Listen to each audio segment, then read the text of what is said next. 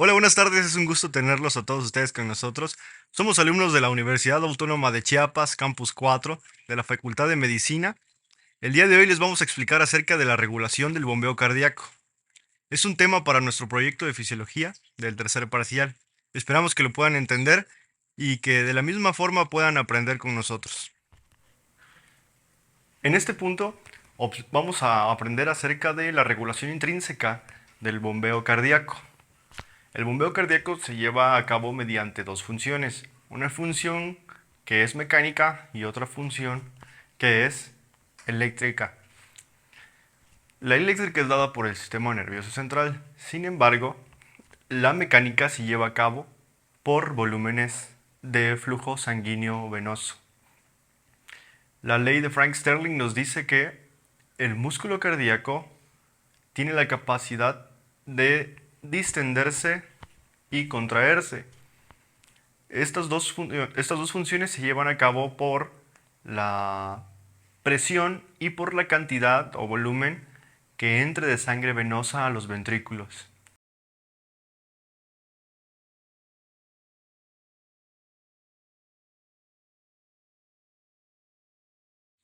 Es decir, que si por las venas cavas, que son la superior y la inferior, entrase lo que es una media normal de 5 a 6 litros de volumen sanguíneo por minuto, el corazón tiene la capacidad de eyectar la misma cantidad de 5 a 6 litros por minuto mediante el ventrículo izquierdo saliendo por el arco de la aorta.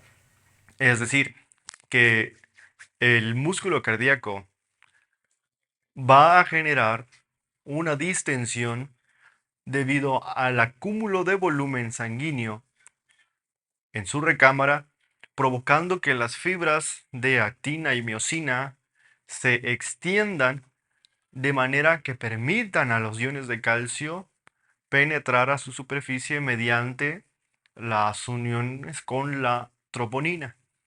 Cuando esto sucede, el músculo cardíaco tiene la capacidad de distenderse gracias a los iones de calcio y vuelven a contraerse de manera inmediata debido a este ion tan importante.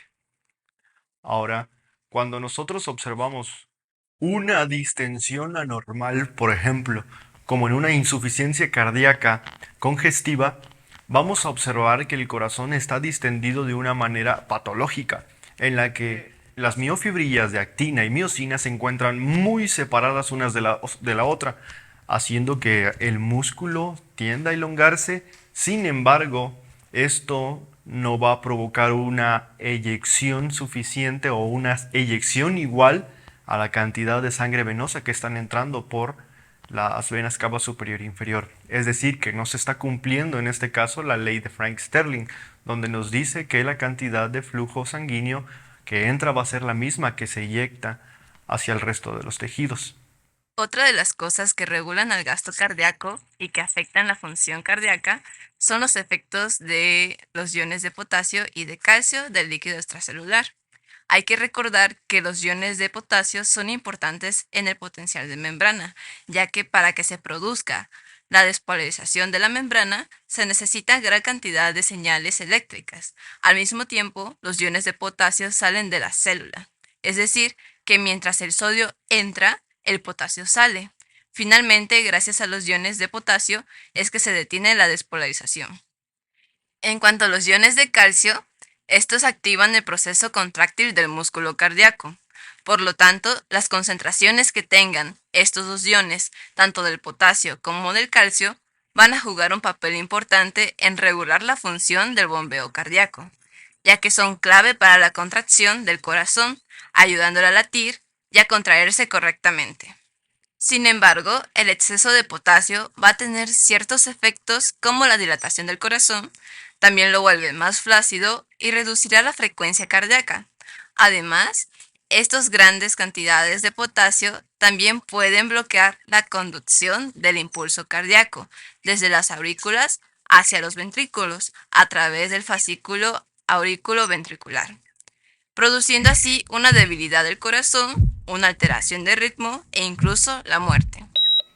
Por lo contrario, el exceso de calcio hará que progrese hacia una contracción hepástica del corazón, que es la sucesión ordenada de movimientos del corazón que se repite con cada latido cardíaco, y tiene dos fases: la diástole, en la que se llenan los ventrículos, y la sístole, durante la cual estos se contraen e impulsan la sangre a los vasos sanguíneos.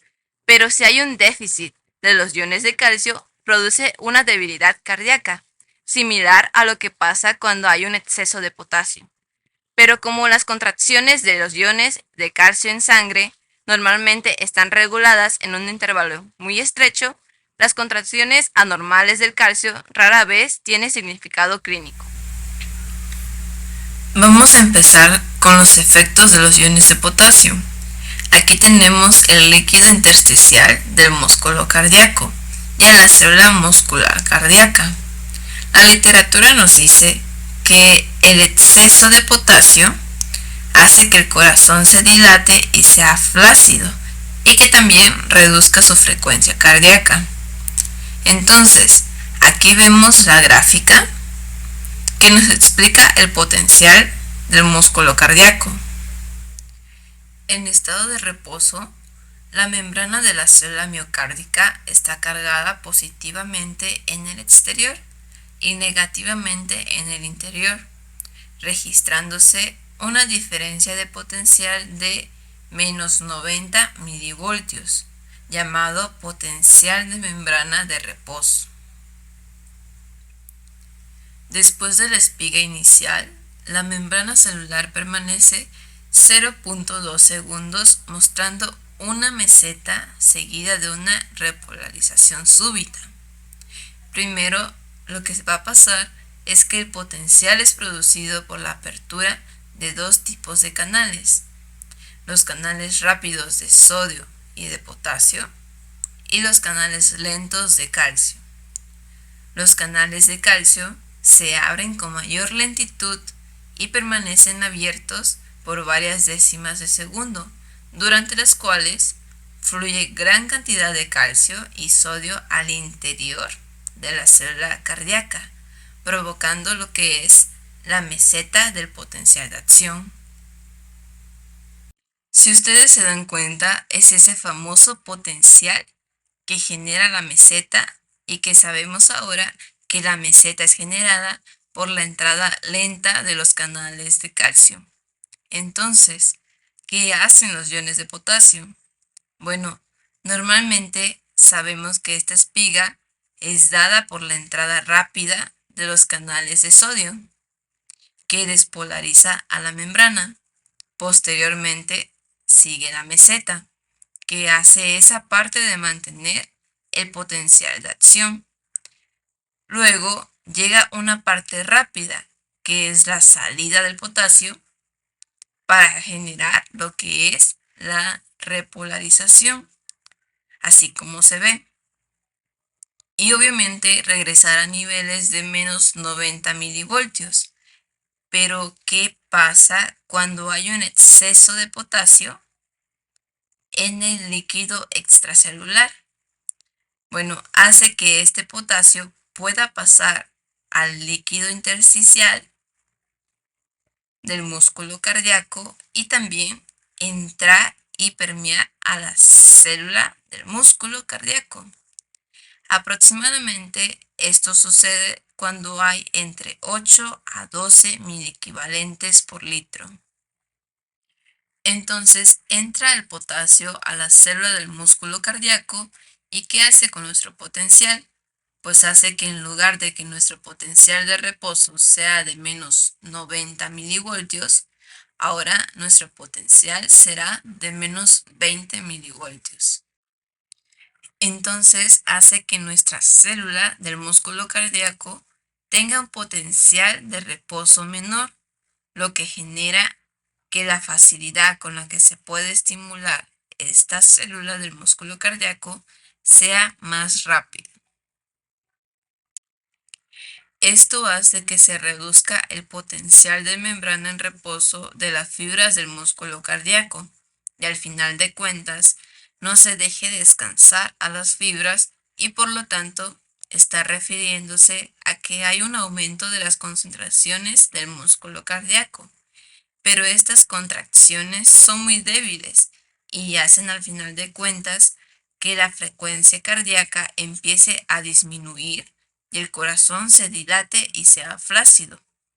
Por esa incapacidad de tener contracciones poderosas, con un potencial de acción poderoso que genere la contracción efectiva del músculo cardíaco. La literatura nos dice que cuando disminuye el potencial de membrana, también lo hace la intensidad del potencial de acción. Y ese potencial de acción hace que la contracción del corazón pues sea progresivamente más débil, lo que puede producir una alteración del ritmo y eso puede llevar al paciente incluso a la muerte. Ahora, ¿qué pasa con los iones de calcio? Bueno, los iones de calcio, recordemos que forman parte importante de mantener la membrana despolarizada y hacen a la meseta. Entonces, si tenemos grandes cantidades de calcio en la sangre y que obviamente pueden pasar al líquido intersticial del músculo cardíaco y llegar a las células del músculo cardíaco, esto va a hacer que supongamos que ya no va a repolarizar, ya vamos a sacar al potasio. Entonces viene la gráfica así y aquí en este momento, como hay grandes cantidades en este paciente de calcio, hace que ese calcio entre a la célula del músculo cardíaco y evite que el potasio que está saliendo vuelva a repolarizar nuestra membrana. Entonces, ese potencial de membrana aumenta por la entrada de calcio extracelular excesivo y haga que el potencial de membrana empiece nuevamente a activarse y llegar a un potencial de acción, lo que hace que el exceso de iones de calcio produce casi excesivamente lo contrario a los iones de potasio, haciendo unas contracciones hepásticas, contracciones reales, vamos a llamarlo así. El siguiente tema a hablar será el control del corazón por los nervios simpáticos y parasimpáticos. La eficacia de la función del bombo del corazón también está controlada por los nervios simpáticos y parasimpáticos, que inervan de forma abundante el corazón. Para nivelar los latidos y la frecuencia de la presión auricular de entrada, la cantidad de la sangre que se bombea cada minuto con frecuencia se puede aumentar más de un 100% por la estimulación simpática. Por el contrario, el gasto se puede disminuir hasta un valor tan bajo como cero o casi cero por la estimulación vagal, o sea, el parasimpático. Antes de hablar de esto, hay que tener en cuenta que el sistema nervioso autónomo es la parte del sistema nervioso encargado de regular las funciones involuntarias del organismo y las adaptaciones producidas con el medio externo. Está integrado por el sistema simpático y parasimpático, cuyo funcionamiento es antagónico, por lo que equilibra su balance es fundamental para el organismo. El corazón recibe importantes inervaciones de ambos, siendo responsables de regular la frecuencia cardíaca y la tensión cardíaca. El tono simpático. Mantiene cerrados parcialmente casi todos los vasos sanguíneos en condiciones normales. Su estimulación aumenta este efecto constrictor generando subidas de frecuencias cardíacas y tensiones arteriales.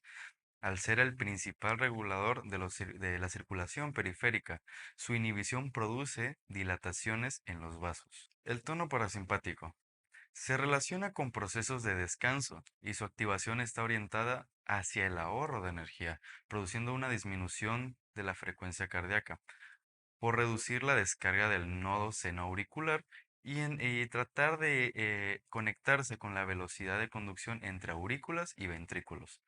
El entrenamiento en serie, o sea, en intervalos, permite optimizar el balance entre ambos sistemas en la regulación del ritmo cardíaco y la tensión arterial. Ahora hablaremos sobre el sistema nervioso parasimpático. Este está encargado del nervio vago, o sea, el décimo par craneal. Va a trabajar con acetilcolina, mecanismo por el cual puede modular la frecuencia, capacidad de contracción del músculo. Acetil se va a unir con los receptores muscaronísicos del tipo 2. A esto hace que disminuya el AMPC. Al disminuir el AMPC, hace que disminuya la apertura de los diferentes canales, esencialmente los canales de calcio y sodio. Al disminuir la velocidad con la que se abren los canales, hacen que disminuya la excitabilidad de la fibra. Al disminuir esta fibra, hace que sea mucho más difícil de generar un potencial de acción. Además, disminuye la conductancia al potasio, ya que el potasio tiene al salir de la célula y esta genera un estado de hiperpolarización. Los efectos que va a generar es que va a disminuir la frecuencia cardíaca. También disminuye la conducción de impulsos eléctricos, disminuye la fuerza con la que se contrae este músculo y va a estimular con la acetilcolina de una manera muy intensa. Y esto puede que el corazón entre en un shock o en un paro cardíaco, ya que bloquea la conducción del aurículo ventricular. Entraremos con la explicación del sistema nervioso simpático. Esta utilizará la noradrenalina. Esta va a interactuar con los receptores de B1 adrenérgicos, lo que va a aumentar el AMPC. Y si este aumenta, aumentará la velocidad de la apertura de los canales de calcio y sodio. Y si aumenta esto, la B de cis aumentará la impermeabilidad y si aumenta esto, hace que el potencial de membrana sea más positivo. Y claro, si la membrana es más positiva, las células serán más excitables, o sea, más fácil que se genere un potencial de acción. Claro, después de esto, podemos encontrar otro camino, que es aparte de liberarse noradrenalina, también se libera neuropéptidos y se encarga de inhibir la liberación de acetilcolina. Cuando vemos cuál va a ser las consecuencias, va a aumentar su frecuencia cardíaca, va a aumentar la conducción del sistema de conducción del corazón, aumenta la excitabilidad, aumenta la excitabilidad y va a aumentar la fuerza de contracción hacia el nódulo auriculoventricular. Teniendo esto en cuenta, para resumir, el sistema nervioso parasimpático se va a encargar de inhibir todas las funciones del corazón, mientras que el simpático estimula y aumenta las características del corazón. Mecanismos de excitación del corazón por los nervios simpáticos. La estimulación simpática intensa puede aumentar la frecuencia cardíaca en seres humanos adultos y jóvenes desde la frecuencia normal de 70 latidos por minuto hasta 180 a 200 y rara vez incluso 250 latidos por minuto. Además, la estimulación simpática aumenta la fuerza de la contracción cardíaca hasta el doble de lo normal, aumentando de esa manera el volumen de sangre que se bombea y aumenta la presión de eyección. Así, con frecuencia la estimulación simpática puede aumentar el gasto cardíaco máximo hasta 2 a 3 veces, además del aumento del gasto que produce el mecanismo de Frank Starling que ya se ha comentado anteriormente. Por el contrario, la inhibición de los nervios simpáticos del corazón puede disminuir la función de bomba del corazón en un grado moderado. En condiciones normales, las fibras nerviosas simpáticas que llegan al corazón descargan continuamente una frecuencia baja que mantiene el bombeo aproximadamente un 30% por encima del que habrías sin estimulación simpática. Por tanto, cuando la actividad del sistema nervioso simpático disminuye por debajo de lo normal, tanto de la frecuencia cardíaca como la fuerza de la contracción del músculo se reduce, con la que disminuye el nivel de bombeo cardíaco hasta un 30% por debajo de lo normal. La estimulación parasimpática, o sea, vagal, reduce la frecuencia cardíaca y la fuerza de la contracción. La estimulación intensa de las fibras nerviosas parasimpáticas, de los nervios vagos que llegan al corazón, pueden interrumpir el latido cardíaco durante algunos segundos, pero después el corazón habitualmente escapa y late a una frecuencia de 20 a 40 latidos por minuto mientras continúe la estimulación parasimpática, claramente. Además, la estimulación vagal intensa puede reducir la fuerza de la contracción del músculo cardíaco en un 20 a 30% más o menos. Las fibras vagales se distribuyen principalmente por las aurículas y no mucho en los ventrículos, en los que se produce la contracción de potencia del corazón. Esta distribución explica por qué el efecto de la estimulación vagal tiene lugar principalmente sobre la reducción de la frecuencia cardíaca, en lugar de reducir mucho la fuerza de la contracción del corazón. Claramente estamos diciendo que, sin embargo, la gran disminución de la frecuencia cardíaca combinada con una ligera reducción de la fuerza de la contracción cardíaca puede reducir el bombeo ventricular en un 50% o más. Bien, pues ahora vamos a ver lo que es el efecto de la estimulación simpática y parasimpática sobre la curva de función cardíaca. Esta gráfica, esa imagen va a representar lo que es la función de todo el corazón y no la de un único ventrículo. Entonces va a mostrar la relación entre la presión auricular derecha en la entrada del corazón y el gasto cardíaco procedente del ventrículo izquierdo hacia la aorta. ¿Ok?